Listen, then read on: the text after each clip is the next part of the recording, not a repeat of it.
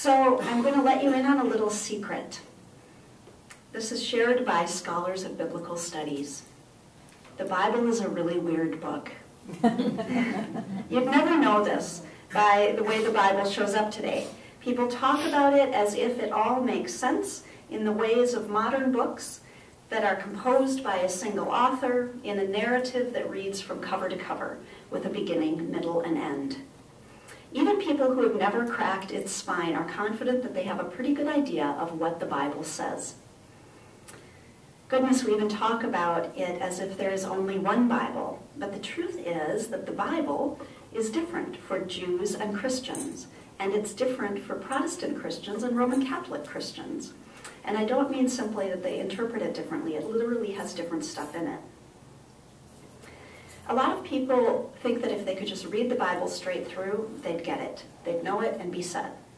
But perseverance notwithstanding, some people are able to do this. It's challenging.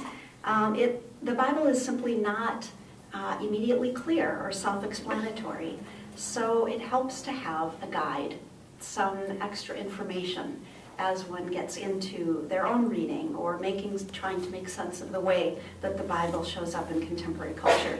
I was at a party some time ago here in Richmond, and a fellow learned what I do, and he said to me, "Oh, I have been meaning to read the Bible.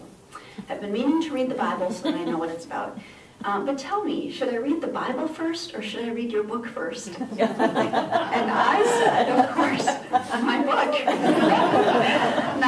not to, trump God, but it's a challenging read, the Bible. And I hope with Bible Babel to have provided some aid to people interested in that ancient text, sacred for so many people still today.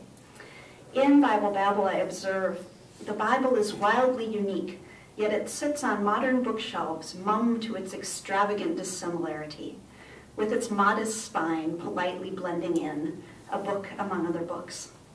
But for one thing, while it is indeed a single book, it's also a collection of many books. Just how many depends on who you're asking.